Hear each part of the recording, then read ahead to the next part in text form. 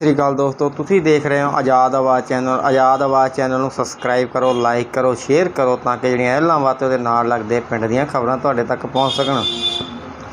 ਦੋਸਤੋ, ਕੱਲ੍ਹ ਸ਼ਹਿਰ ਦੇ ਨੌਹ ਰੋਡ 'ਤੇ ਸਥਿਤ ਅਨਾਜ ਮੰਡੀ ਦੇ ਵਿੱਚ ਸਿਰਸਾ ਦੇ ਬੀਜੇਪੀ ਨੇਤਾ ਜਗਦੀਸ਼ ਚੋਪੜਾ ਪਹੁੰਚੇ, ਜਿਨ੍ਹਾਂ ਵੱਲੋਂ ਇੱਕ ਕਾਰਜਕਰਤਾ ਮੀਟਿੰਗ ਲਈ, ਜਿਹਦੇ ਵਿੱਚ ਮੁੱਖ ਮੁੱਦਾ ਇਹੀ ਸੀਗਾ ਵੀ ਜਿਹੜੇ 15 ਅਗਸਤ ਨੂੰ ਤਿਰੰਗਾ ਰੈਲੀ ਕੱਢੀ ਜਾ ਰਹੀ ਆ, ਉਹਦੇ ਵਿੱਚ ਵੱਧ ਤੋਂ ਵੱਧ ਪਹੁੰਚਣ ਦਾ ਸੱਦਾ ਦੇਣ ਲਈ ਬੀਜੇਪੀ ਨੇਤਾ ਜਗਦੀਸ਼ ਚੋਪੜਾ ਪਹੁੰਚੇ, ਜਿਨ੍ਹਾਂ ਦੇ ਨਾਲ ਭਾਰੀ ਪੁਲਿਸ ਜਵਾਨ ਸੁਰੱਖਿਆ ਦੇ ਪ੍ਰਬੰਧ ਕੀਤੇ ਗਏ। ਸ਼ਹਿਰ ਦੇ ਮੰਡੀ ਦੇ ਵਿੱਚ ਚੱਪੇ ਚੱਪੇ 'ਤੇ ਪੁਲਿਸ ਤੈਨਾਤ ਕੀਤੀ ਗਈ, ਬੈਰੀਗੇਟ ਲਾਏ ਗਏ ਤਾਂ ਕਿ ਜਿਹੜੇ ਕਿਸਾਨ ਵਿਰੋਧ ਕਰ ਰਹੇ ਸੀ, ਮੰਡੀ ਦੇ ਦੋਨੇ ਗੇਟਾਂ 'ਤੇ ਕਿਸਾਨਾਂ ਵੱਲੋਂ ਵਿਰੋਧ ਕੀਤਾ ਜਾ ਰਿਹਾ ਸੀ, ਉਹ ਅੰਦਰ ਨਾ ਆ ਸਕਣ। ਬੀਜੇਪੀ ਨੇਤਾ ਜਗਦੀਸ਼ ਚੋਪੜਾ ਦਾ ਬਾਰ-ਬਾਰ ਇਹੀ ਕਹਿਣਾ ਸੀ ਕਿ ਕਿਸਾਨਾਂ ਵੱਲੋਂ ਹਰਿਆਣੇ ਦੇ ਵਿੱਚ ਬੀਜੇਪੀ ਨੇਤਾ ਦਾ, ਬੀਜੇਪੀ ਸਰਕਾਰ ਦਾ ਕੋਈ ਵੀ ਕਿਤੇ ਵੀ ਵਿਰੋਧ ਨਹੀਂ ਕੀਤਾ ਜਾ ਰਿਹਾ।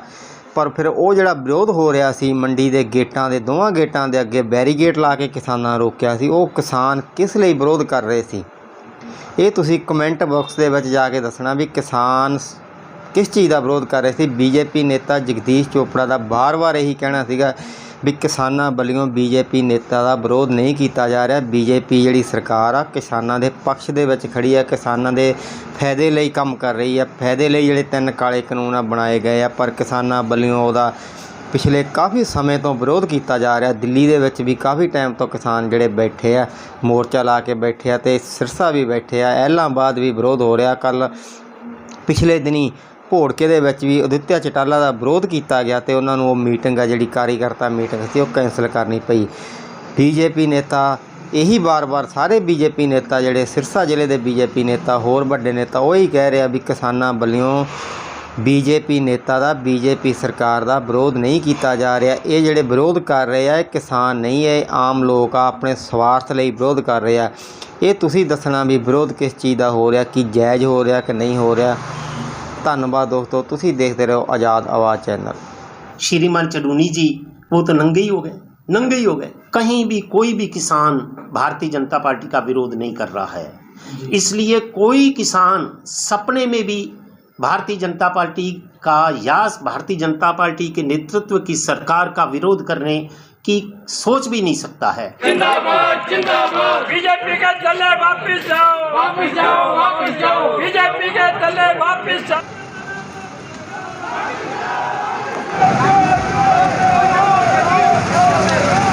ये जो बैठे हैं इनके अपने निहित स्वार्थ हैं। बैठक यहाँ पे संपन्न हुई है, इसका निमित्त जो पूरे प्रदेश में भारतीय जनता पार्टी की ओर से शहीद सम्मान तिरंगा यात्रा आयोजित की जा रही है, उसी का आयोजन सिरसा जिला में 15 अगस्त, जो कि देश का सबसे पवित्र दिवस है, हमारा स्वतंत्रता दिवस है, उस दिन सिरसा में आयोजित की जाएगी। और हम सभी का सौभाग्य है कि उसमें हमारे प्रदेश के सम्मानित प्रदेश अध्यक्ष श्री ओम प्रकाश धनखड़ जी स्वयं यहाँ पर उपस्थित रहेंगे। सिरसा का यह आयोजन जो संपूर्ण प्रदेश में यात्राएं चल रही हैं, उससे पूर्व 85 विधानसभा की तिरंगा यात्राएं संपन्न हो जाएंगी 14 अगस्त तक, और 15 अगस्त को सिरसा में उसका समापन समारोह है। उसकी तैयारी के लिए यह बैठक आयोजित की गई थी। मुझे आपसे यह बात शेयर करते हुए बहुत प्रसन्नता हो रही है कि हमारे कार्यकर्ताओं में बहुत उत्साह है, और उन्होंने जो यहाँ पे जानकारी दी है कि गाँव में भी इसके प्रति रिस्पॉन्स जो है वो अपने आप में अपूर्व और अभूतपूर्व है। यह यात्रा जो सिरसा में संपन्न होगी, पूरे ज़िले की भागीदारी रहेगी। स्वाभाविक है कि ऐलनाबाद की भी रहेगी, लेकिन मुझे इस बैठक के बाद जो मैं ऑब्ज़र्व कर पाया हूँ कि ऐलनाबाद की भागीदारी सर्वाधिक रहेगी और सबसे ज़्यादा महत्वपूर्ण रहेगी। ऐलनाबाद में जो 13 तारीख को थी प्रस्तावित, वो स्थगित कर दी गई है? नहीं, स्थगित नहीं कर दी गई, उसको समायोजित कर दिया गया। ये क्योंकि समापन समारोह है, और समापन समारोह सबसे ज़्यादा सर्वाधिक महत्वपूर्ण होता है, इसलिए वो सारी की सारी समायोजित करके सिरसा में कार्यक्रम होगा और वो यात्रा जो है सारे जिले की यात्रा का प्रतिनिधित्व करेगी। आज की बैठक का भी किसान विरोध कर रहे हैं, दोनों मुख्य गेट जो आगे और पीछे मंडी के वहाँ बैठे हैं हम काले झंडे लेके। कहीं भी कोई भी किसान भारतीय जनता पार्टी का विरोध नहीं कर रहा है, ये बात स्पष्ट हो जानी चाहिए। श्रीमान नरेंद्र मोदी जी के नेतृत्व में भारतीय जनता पार्टी की सरकार ने और प्रदेश में मनोहर लाल जी के नेतृत्व में प्रदेश की सरकार ने विगत वर्षों में किसान के हित के जितने प्रकल्प और योजनाएं दी हैं, मेरी चुनौती है, जो भी अपने आप को इस क्षेत्र में समझता है कि मेरी जानकारी है वो सामने आ जाएं, पिछली सरकारों के भी गिना दें और हमारी सरकार की भी गिना दें। हमारी दोनों सरकारों की किसानों को दी जाने वाली सुविधाएं अपने आप में ऐतिहासिक हैं, इतना तो कोई कल्पना भी नहीं कर सकता जितना हमारी सरकारों ने किसानों के हित में काम किया है। इसलिए कोई किसान सपने में भी भारतीय जनता पार्टी का या भारतीय जनता पार्टी के नेतृत्व की सरकार का विरोध करने की सोच भी नहीं सकता है। ये जो बैठे हैं इनके अपने निहित स्वार्थ हैं। मैं ये कह के ज़रा ज़्यादा तलख बात नहीं करना चाहता हूँ, लेकिन मेरा निवेदन है उनसे, रात को सोने से पहले अपनी अंतरात्मा को जगाएं। आप इस देश के नागरिक हैं, इस देश में लोकतंत्र है, दुनिया का सबसे बड़ा लोकतंत्र है। अगर हमारे किसी काम से उस पर कोई काला धब्बा लगता है तो इससे बड़ा महापाप नहीं है कोई, इससे बड़ा राष्ट्रीय अपराध नहीं है कोई। ये कौन से दुनिया के लोकतंत्र में लिखा है कि आप तो अपनी बात दबंग होके कहोगे? उसी लोकतंत्र में दूसरे को भी तो अधिकार मिला हुआ है, उसको आप कुचल के चलेंगे? ये कैसा लोकतंत्र है?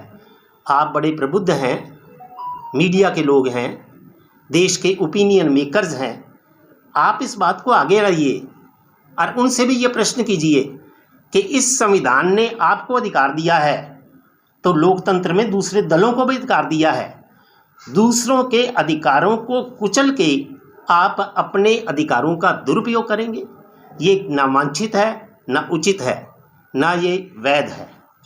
चोपड़ा जी, जिस तरह आप तिरंगा यात्रा कर रहे हो, कहीं ना कहीं आपका बीजेपी और जेजेपी नेताओं का गांव में विरोध भी हो रहा है, क्या ये गांव के अंदर घुसने का भी आपका कोई प्लान है सर?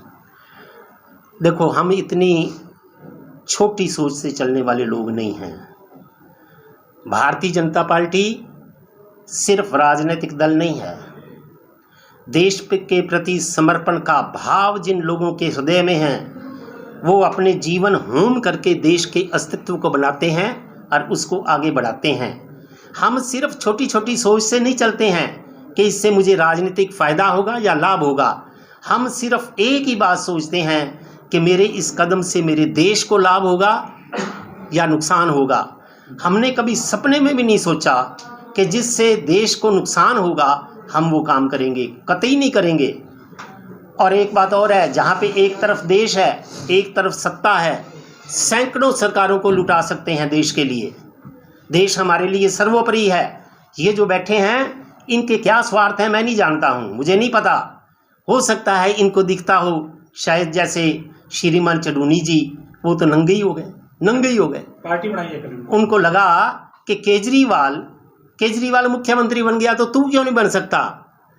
सिर्फ वो तो सामने उजागर हो गया, बाकी भी ये जो सज्जन है ना, सबके अंदर यही दबी कुचली यही भावनाएं हैं और उनके सिर्फ अपने हेतु के लिए वो देश के व्यापक हितों को दांव पे लगा रहे हैं। यह महापाप है, यह महाअपराध है।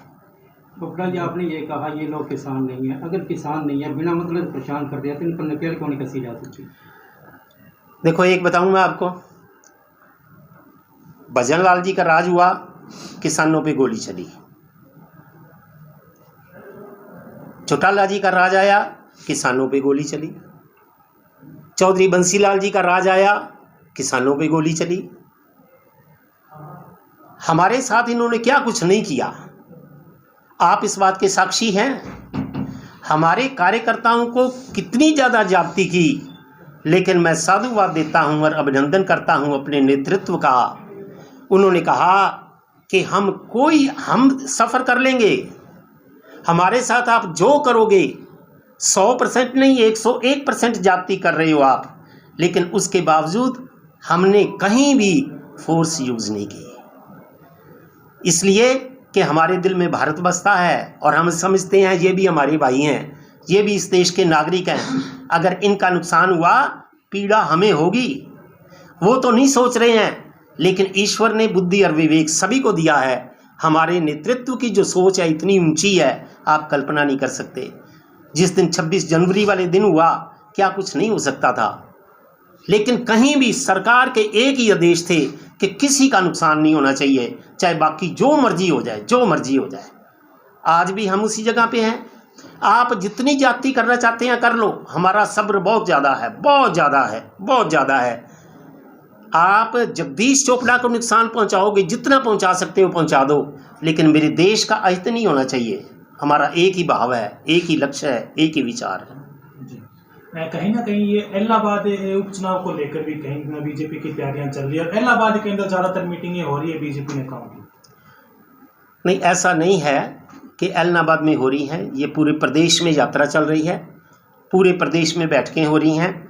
ये बैठकें भी हमारे 20 मंडल हैं, 20 के 20 मंडलों के 20 कार्यकर्ताओं की जिम्मे लगी हैं, सभी जगह पे बैठकें ले रहे हैं। लेकिन यहाँ पे उपचुनाव है, इसमें कोई संदेह नहीं। लोकतंत्र में चुनाव से ही आकलन होता है, ये भी ठीक है। इसे जब भी चुनाव होगा, ये चुनाव आयोग का प्रिविलेज है, उसने इसको निर्धारित करना है। जिस दिन पे निर्धारित करेंगे, हमारी उसके लिए बिल्कुल तैयारी है। हमारा इंफ्रास्ट्रक्चर खड़ा है, हमारा कार्यकर्ता खड़ा है, पूरे जोश से खड़ा है, हिम्मत से खड़ा है, सामर्थ्य से खड़ा है। और शायद आज आपको इस पे विश्वास हो कि ना हो, मैं नहीं जानता, लेकिन आप इस बात के साक्षी बनेंगे कि यहाँ से भारतीय जनता पार्टी का कार्यकर्ता विजयी होगा। कैसे होगा सर? क्या मुद्दे रहेंगे आपको लोगों के बीच में जाने के लिए? लोग आपका विरोध कर रहे हैं गाँव में। बस आज आप ज़्यादा फोकस करें, ये जो हमारी यात्रा है ना, नहीं तो ये रह जाएगी। मेरा निवेदन है कि आज जो अपनी कवरेज दें वो हमारी यात्रा को दें, यात्रा को। मुझे तो जब कहोगे, मैं जिस दिन कहोगे आ जाऊंगा, कोई खास बात नहीं, बाकी विषयों पे कर लेंगे, लेकिन आज का फोकस चुनाव पर स्पेशल बुलाएंगे, कोई बात नहीं, कोई बात डिस्कस करेंगे।